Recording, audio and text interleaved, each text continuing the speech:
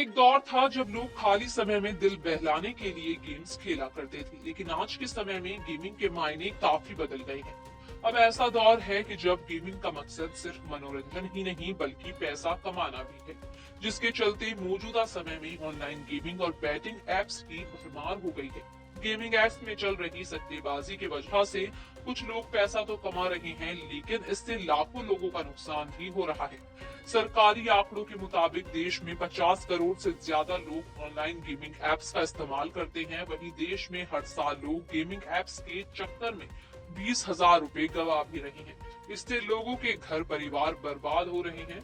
पैसे हारने के बाद लोग सुसाइड जैसे गलत कदम भी उठा लेते हैं। ऐसे में सरकार ने ऑनलाइन गेमिंग इंडस्ट्री को नियंत्रित करने के मकसद से ऑनलाइन गेमिंग बिल 2025 को पेश किया है, जो अब लोकसभा में पास भी हो चुका है। लेकिन इस बिल के लागू होने के बाद किन गेमिंग एप्स पर बैन लगाया जाएगा, ये सवाल हर किसी के मन में है।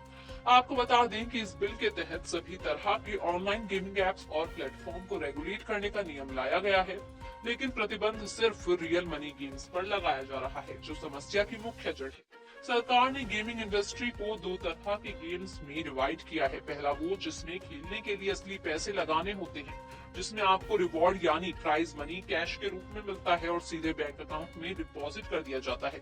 इस कैटेगरी में dream 11, rummy circle, MPL, my 11 circle, my team 11 और विंजो जैसे तमाम गेमिंग एप्स आते हैं। इनमें जीत या हार आपकी स्किल पर नहीं बल्कि गेमिंग कंपनी द्वारा बनाए गए पैटर्न्स पर निर्भर होती है। इन गेम्स में खेल के नाम पर सट्टेबाजी को प्रमोट किया जाता है। सरकार इस कैटेगरी में आने वाले गेमिंग एप्स को बैन कर रही है। वहीं दूसरी कैटेगरी स्किल बेस्ड गेम्स की है, जिनमें जीतना या हारना आपकी काबिलियत यानी स्किल पर निर्भर करता है। इन गेम्स को खेलने के लिए पैसे तो देने होते हैं, लेकिन पैसे देने की कोई बाध्यता नहीं होती। इन्हें आप पूरी तरह फ्री में भी खेल सकते हैं। ऐसे गेम्स में आप पैसे देकर गन अपग्रेड कर सकते हैं, स्किन खरीद सकते हैं या स्पेशल इवेंट में शामिल हो सकते हैं। इन गेम्स में जीतने पर आपको रिवॉर्ड पॉइंट या पॉइंट्स में मिलते हैं, जो पैसों का लेन देन नहीं होता। इस कैटेगरी में call of duty mobile, BGMI, free fire और लूडो किंग जैसे गेम्स आते हैं। सरकार ने गेमिंग के नाम पर सट्टेबाजी को प्रमोट करने वाले ऐप्स पर कड़ा रुख अपना लिया है। ऐसे में बिल के तहत dream 11, MPL, my 11 circle, my team 11, WinZO और रमी जैसे सभी तरह के बैटिंग गेम्स पर बैन लगा दिया गया है। वहीं call of duty mobile, BGMI, free fire, ludo king जैसे मल्टीप्लेयर सोशल गेम्स पर बैन का खतरा नहीं है। हालांकि आधिकारिक रूप से सरकार ने बैन होने या ना होने वाली गेम्स के बारे में कोई जानकारी अभी तक नहीं दी है।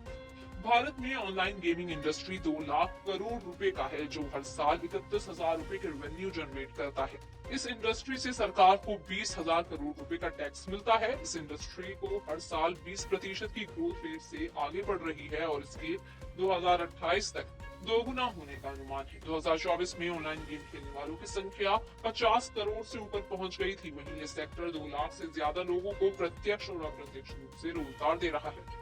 इस बिल के लागू होने के बाद लाखों लोगों के रोजगार पर संकट आने का अनुमान भी लगाया जा रहा है।